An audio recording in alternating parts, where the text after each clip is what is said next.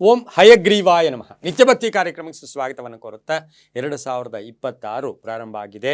ಈ 2026ರಲ್ಲಿ ದ್ವಾದಶ ರಾಶಿಗಳ ಫಲಗಳನ್ನೆಲ್ಲ ತಿಳ್ಕೊಂಡಿದ್ದೀವಿ, ವರ್ಷ ಭವಿಷ್ಯವನ್ನು ತಿಳ್ಕೊಂಡಿದ್ದೀವಿ. ಆದರೆ ಈ ವರ್ಷ ಪೂರ್ತಿ ಯಾವುದೇ ಗ್ರಹಗಳು ಹೇಗೇ ಇರಲಿ, ಆದರೆ ಮಹಿಳೆಯರಿಗೆ 3 ರಾಶಿಯ ಮಹಿಳೆಯರಿಗೆ ಈ ಒಂದು ವರ್ಷದಲ್ಲಿ ವರ್ಷ ಪೂರ್ತಿ ಅದೃಷ್ಟವೋ ಅದೃಷ್ಟವೋ ಅದೃಷ್ಟ. 3 ರಾಶಿ ಪ್ಲಸ್ ಇನ್ನೊಂದಷ್ಟು ಫಲಗಳು ಇನ್ನೊಂದು ರಾಶಿಗೂ ಸಿಗುತ್ತೆ.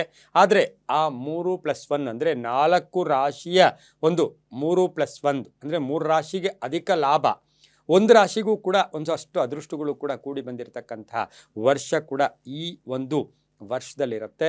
ಆ 3 ರಾಶಿಯ ಮಹಿಳೆಯರು ಅದರಲ್ಲೂ ಕೂಡ ವಿಶೇಷವಾಗಿ ಪ್ರಾಮುಖ್ಯತೆ ಪ್ರಾಶಸ್ತ್ಯ ಕೊಡ್ತಕ್ಕಂಥದ್ದೇ ಈ ಒಂದು 3+1 ಅಂದರೆ 4 ರಾಶಿಯ ಮಹಿಳೆಯರಿಗೆ ಹೆಚ್ಚು ಪ್ರಾಶಸ್ತ್ಯ, ಅವರಿಗೆ ತುಂಬಾ ಒಳ್ಳೆಯದಾಗತ್ತೆ. ಯಾವ ರೀತಿ, ಯಾವ ರಾಶಿಗಳು, ಹೇಗೆ? ಯಾಕೆಂದರೆ ನಮಗೆಲ್ಲ ಗೊತ್ತು, ಜೂನ್ 2ನೇ ತಾರೀಕಿಂದೇ ಗುರು ಚೇಂಜ್ ಆಗ್ತಾರೆ.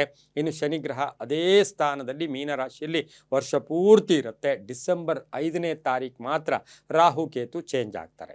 ಆದರೆ ಇದೆಲ್ಲಕ್ಕಂತ ಮಿಗಿಲಾಗಿ ಬೇರೆಯ ಗ್ರಹಗಳಾಗಿರ್ತಕ್ಕಂತಹ ಅಲ್ಲಿ ಚಂದ್ರ ಇರ್ಬೋದು, ಬುಧ ಇರ್ಬೋದು, ಗುರು ಇರ್ಬೋದು, ಶುಕ್ರ ಇರ್ಬೋದು, ಈ ಗ್ರಹಗಳ ಪ್ರಭಾವ ಈ ವರ್ಷದಲ್ಲಿ ನಾವು ಗುರು ಶನಿ ರಾಹು ಕೇತುವನ್ನು ಬಿಟ್ಟು ಬುಧ ಗ್ರಹ, ಮಂಗಳ ಗ್ರಹ, ಶುಕ್ರ ಗ್ರಹ, ಗುರುಗ್ರಹಗಳ ಪ್ರಭಾವ ಈ ನಾವು ಹೇಳ್ತಕ್ಕಂಥ ಈ ರಾಶಿಯ ಮಹಿಳೆಯರಿಗೆ ಅದೃಷ್ಟವೋ ಅದೃಷ್ಟ. ಆ ಒಂದು ಮಹಿಳೆಯರು, ಯಾಕೆಂದರೆ 2025 ಮುಗಿದ ಅಧ್ಯಾಯ. ಈಗ ನೆನ್ನೆಯ ನ್ಯೂಸ್ ಪೇಪರ್, ಈಗ ನಡೀತಾ ಇರೋ ನ್ಯೂಸ್ ಪೇಪರ್ 2026, ಇದು ಫ್ರೆಶ್ ಆಗಿರೋ ನ್ಯೂಸು. ಆ ರೀತಿ ನಾವು 2026 ನಾವು ಗೃಹಿಣಿ ಗೃಹ ಮುಚ್ಚತೆ ಅಂತೀವಿ. ಇವತ್ತು ಇಡೀ ಬ್ರಹ್ಮಾಂಡವನ್ನು ಕೂಡ, ಪ್ರಕೃತಿಯನ್ನು ಕೂಡ ದೇವಿಗೆ ನಾವು ಹೋಲಿಸ್ತೀವಿ. ಪ್ರತಿಯೊಂದು ಕೂಡ, ನೀರನ್ನು ಕೂಡ ಗಂಗೆ ಅಂತೀವಿ. ಆ ರೀತಿ ನೋಡೋಕೆ ಹೋದಾಗ ಆಹಾರ, ಅನ್ನಕ್ಕೂ ಕೂಡ ಅನ್ನಪೂರ್ಣೇಶ್ವರಿ ಅಂತೀವಿ. ಇದೇ ರೀತಿಯಾಗಿ ಈ ವರ್ಷದಲ್ಲಿ ಕೆಲವು ರಾಶಿಯ ಮಹಿಳೆಯರಿಗೆ ನೀವು ನನಗೆ ಸಾಡೆ ಸಾತಿ ಇದೆ, ನನಗೆ ಅದಿದೆ ಇದಿದೆ ಅವೆಲ್ಲ ಇಲ್ಲ. ಈ ರಾಶಿಯವರಿಗೆ ಭಾಳಷ್ಟು ಅದೃಷ್ಟ ಇದೆ.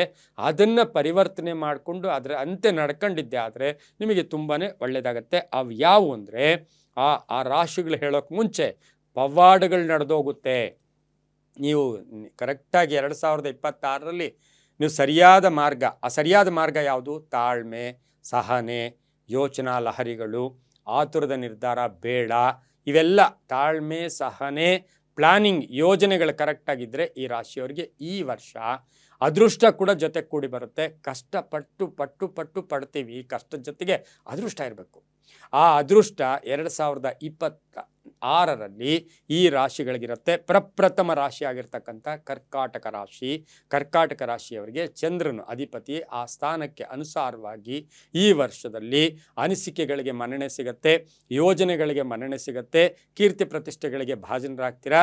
ಆರೋಗ್ಯ ತುಂಬ ಚೆನ್ನಾಗಿರುತ್ತೆ, ಮನೆ ಯೋಗ ಇರ್ತಕ್ಕಂಥದ್ದು, ಉದ್ಯೋಗ ಚೆನ್ನಾಗಾಗುತ್ತೆ, ವ್ಯಾಪಾರ ಚೆನ್ನಾಗಾಗುತ್ತೆ, ಮಕ್ಕಳು, ಗಂಡ, ಕುಟುಂಬ ಇವರೆಲ್ಲ ವಿಚಾರದಲ್ಲೂ ಕೂಡ, ಅಥವಾ ವಿವಾಹ ವಿಷಯದಲ್ಲಿ ಮಹಿಳೆಯರಿಗೆ ಅಂತ ಹೇಳಿದ್ದೀವಿ. ಹಾಗಾಗಿ ಇವರಿಗೆ ಭಾಳಷ್ಟು ಶುಭ ಆಗ್ತಕ್ಕಂಥ ವರ್ಷ ಸಹ ಕರ್ಕಾಟಕ ರಾಶಿಯವರು.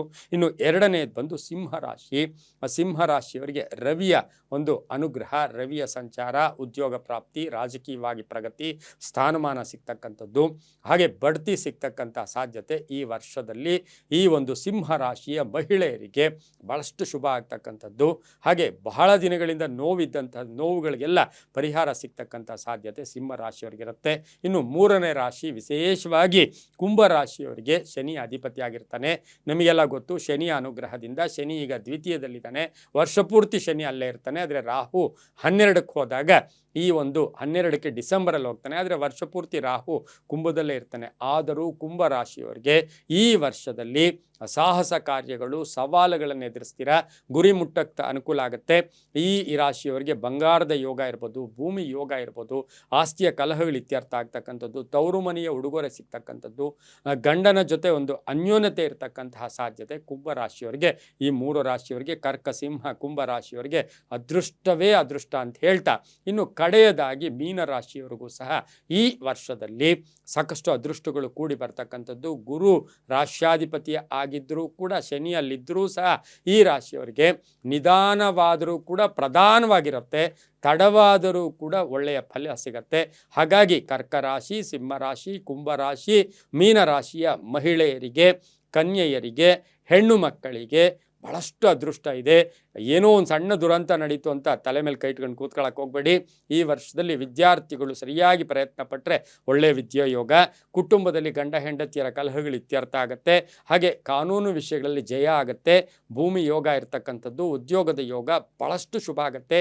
ಈ ರಾಶಿಯವರಿಗೆ ಅದೃಷ್ಟವೇ ಅದೃಷ್ಟ, ಇನ್ನೂ ಹೆಚ್ಚು ಅದೃಷ್ಟ ಆ ಭಗವಂತ ಕರುಣಿಸಲಿ ಅಂತ ಪ್ರಾರ್ಥನೆ ಮಾಡುತ್ತಾ ಸರ್ವೇ ಜನ ಸುಖಿನೋ ಭವಂತು, ಸಮಸ್ತ ಸನ್ಮಂಗಳಾನಿ ಭವಂತು.